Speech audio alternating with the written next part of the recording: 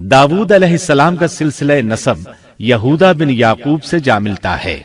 आप छोटे कद के थे, आंखें नीली, बाल हल्के और दिल के साफ शफ्फाफ थे।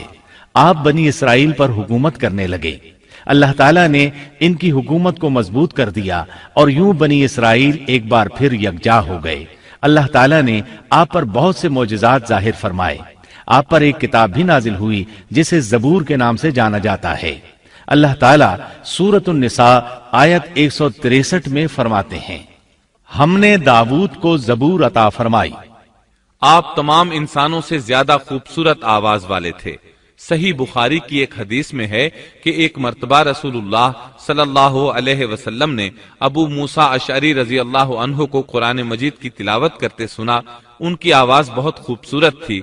आप उनकी क़िराअत तवज्जुह से सुनने लगे। फिर आपने फरमाया, ए अबू मूसा, तुझे दाऊद अलैहिस्सलाम जैसी बेहतरीन आवाज अता की गई है।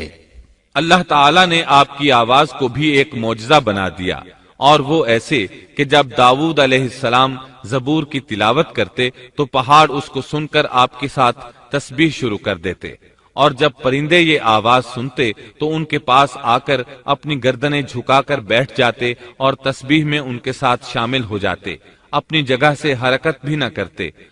अल्लाह ताला सूरह सबा आयत 10 में फरमाते हैं, ए पहाड़ों, इसके साथ रग़बत से तस्बीह पढ़ा करो, और परिंदों को भी यही हुक्म है। खुद दाऊद अलैहिस्सलाम के बारे में अल्लाह ताला का फरमान है, और हमारे बंदे दाऊद को याद करें जो बड़ी कुव्वत वाला था, यकीनन वो बहुत रुजू करने वाला था। इसी तरह अल्लाह ताला सूरतुल अंबिया आयत 79 में फरमाते हैं, और हमने पहाड़ को दाऊद के ताबे कर दिया जो तस्बीह करते थे, और परिंदों को भी, और हम ही ये सब कुछ करने वाले थे। इसी तरह सूरह स्वाद आयत 18 और 19 में अल्लाह ताला फरमाते हैं, यकीनन हमने पहाड़ों को उसके ताबे कर रखा था कि उसके साथ शाम को और सुबह को तस्बीह खानी करें, और परिंदे भी सब के सब उनके ताबे रहते थे। ये दाऊद अलैहिस्सलाम के मोजज़ात थे। अल्लाह ताला ने और भी कई मोजज़ात से उन्हें नवाजा था। अल्लाह ने आपके लिए लोहे को नर्म फरमा दिया था। आप लोहे से इस तरह चीजें बना लेते थे जिस तरह लोग गारे और मिट्टी से बना लेते हैं। आप लोहे से जिरहें बनाते थे। नूह अलैहिस्सलाम से पहले भी जिरहें होती थीं, लेकिन वो तख्तियों की मानंद होती थीं। उनको सीने और कमर की तरफ लटका लिया जाता था, लेकिन उनका बोझ बहुत होता था। आपने लोहे की कड़ियां और दायरे बनाकर उनको खास अंदाज में जोड़ जोड़ कर जिरहें तैयार की। ये बहुत हल्का लिबास था और पूरे जिस्म को दुश्मन के वार से महफूज रखता था। अल्लाह ताला सूरह सबा आयत 10 और 11 में फरमाते हैं, और हमने उसके लिए लोहा नर्म कर दिया कि तू पूरी पूरी जिरहें बना और जोड़ों में अंदाजा रख। तुम सब नेक काम किया करो, यकीन मानो कि मैं तुम्हारे आमाल देख रहा हूं।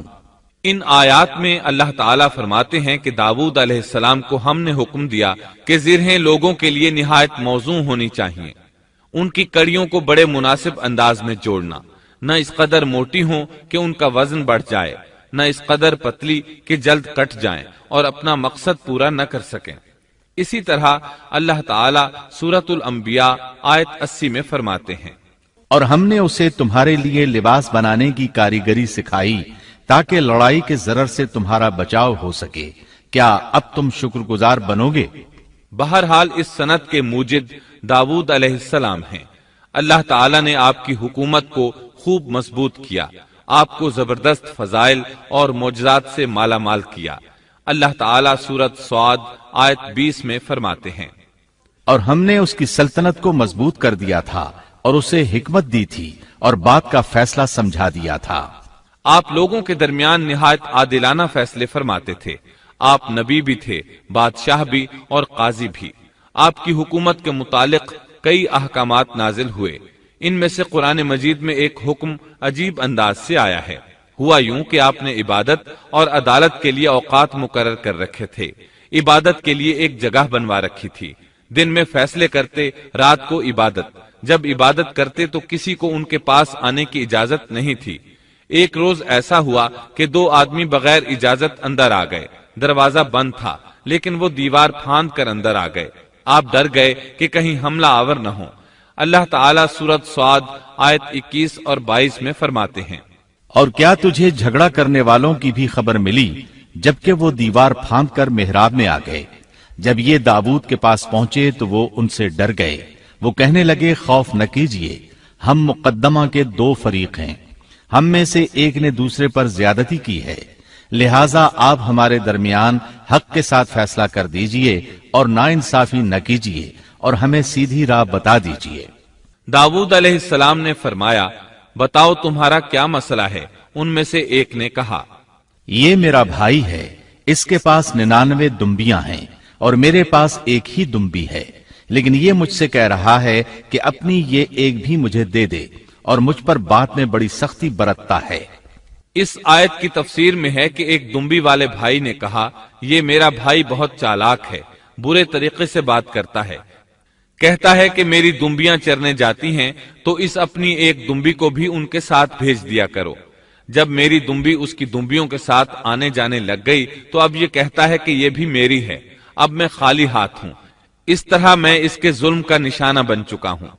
داؤد علیہ السلام نے فوراً کہا، اس کا اپنی دمبیوں کے ساتھ تیری ایک دمبی ملا لینے کا سوال واقعی تیرے اوپر ایک ظلم ہے، اور اکثر حصے دار اور شریک ایسے ہی ہوتے ہیں کہ ایک دوسرے پر ظلم کرتے ہیں، سوائے ان لوگوں کے جو ایمان لائے اور جنہوں نے نیک عمل کیے، اور ایسے لوگ بہت ہی کم ہیں۔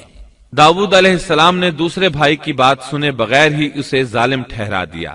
آپ کا فیصلہ سنتے ہی دوسرا بول اٹھا، آپ نے میری بات تو سنی ہی نہیں اور فیصلہ دے دیا، پہلے آپ میری بات تو سنتے۔ داؤد علیہ السلام فوراً بھانپ گئے کہ ان سے غلطی ہوئی ہے اور سمجھ گئے کہ یہ اللہ تعالیٰ کی طرف سے آزمائش ہے۔ آپ نے فوراً توبہ کی، اللہ کی طرف رجوع کیا اور استغفار کرنے لگے۔ اور داؤد سمجھ گئے کہ ہم نے انہیں آزمایا ہے، پھر تو اپنے رب سے استغفار کرنے لگے اور عاجزی کرتے ہوئے سجدے میں گر پڑے اور پوری طرح رجوع کیا۔ پس ہم نے بھی ان کا وہ قصور معاف کر دیا، یقیناً وہ ہمارے نزدیک بڑے مرتبے والے اور بہت اچھے ٹھکانے والے ہیں۔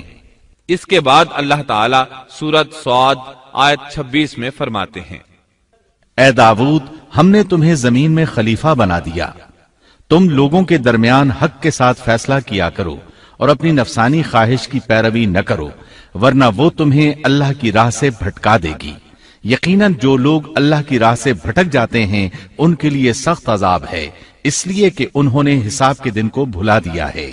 اس طرح داؤد علیہ السلام اللہ تعالیٰ کے اس فرمان کے مطابق فیصلے کرنے لگے۔ اللہ کے ہاں ان کا احترام اور اکرام اور بڑھ گیا۔ آپ کثرت سے روزے رکھتے اور خوب عبادت کرتے۔ آپ اس وقت تمام انسانوں سے بڑھ کر اللہ کی عبادت کرنے والے تھے۔ امام بخاری نے ایک حدیث نقل کی ہے جس کے الفاظ کچھ اس طرح ہیں، اللہ تعالیٰ کے نزدیک سب سے محبوب نماز داؤد علیہ السلام کی نماز ہے، اور اللہ تعالیٰ کی طرف سب سے محبوب روزہ داؤد علیہ السلام کا روزہ ہے۔ وہ رات کا آدھا حصہ نیند فرماتے، اس کے بعد تہائی رات قیام کرتے اور رات کے چھٹے حصے میں سو جاتے تھے۔ ایک دن روزہ رکھتے اور ایک دن روزہ چھوڑ دیتے تھے۔ لڑائی میں جب دشمن سے مقابلہ ہوتا تو بھاگتے نہیں تھے۔ اس حدیث میں نفل نماز یعنی نماز تہجد اور نفلی روزے کا ذکر ہوا ہے۔ بہرحال یہ وہ صفات ہیں جو داؤد علیہ السلام کے بارے میں حدیث رسول میں آئی ہیں۔ اللہ تعالیٰ نے سورہ سبا آیت 13 میں ان کی تعریف کرتے ہوئے ان کی آل کو اللہ کا شکر ادا کرنے کا حکم دیا۔ اے آل داؤد، اس انعام کے شکریہ میں نیک عمل کرو۔ داؤد علیہ السلام کی ایک صفت یہ تھی کہ آپ بہت شکر گزار تھے، اور ایسے لوگ کم ہی ہوتے ہیں، جیسا کہ سورہ سبا آیت 13 میں اللہ تعالیٰ فرماتے ہیں، اور میرے بندوں میں سے شکر گزار بندے کم ہی ہوتے ہیں۔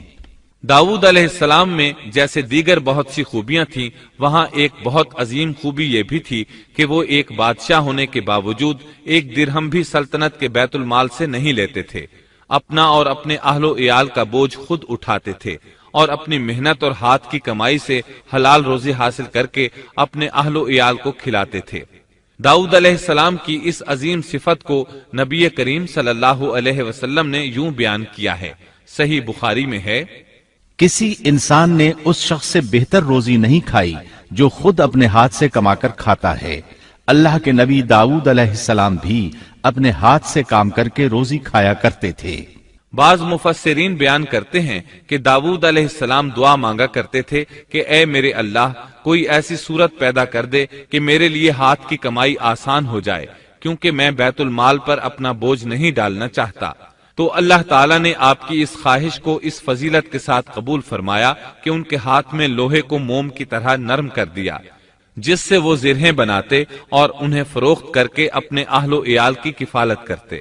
داؤد علیہ السلام نے کتنی عمر مبارک پائی، اس میں اختلاف ہے، چنانچہ اس کے متعلق مورخین کے اقوال کے علاوہ کوئی مستند بات نہیں ملتی۔ عبداللہ بن عباس رضی اللہ عنہما فرماتے ہیں کہ داؤد علیہ السلام کی وفات ہفتے کے دن اچانک ہوئی۔ وہ ہفتے کے دن مقررہ عبادت میں مشغول تھے اور پرندے قطارے باندھے ان پر سایہ فگن تھے کہ اچانک اس حالت میں ان کا انتقال ہو گیا۔ اس کے بعد آپ کے فرزند ارجمند نے امور سلطنت کو سنبھال لیا۔ یہ سلیمان علیہ السلام تھے۔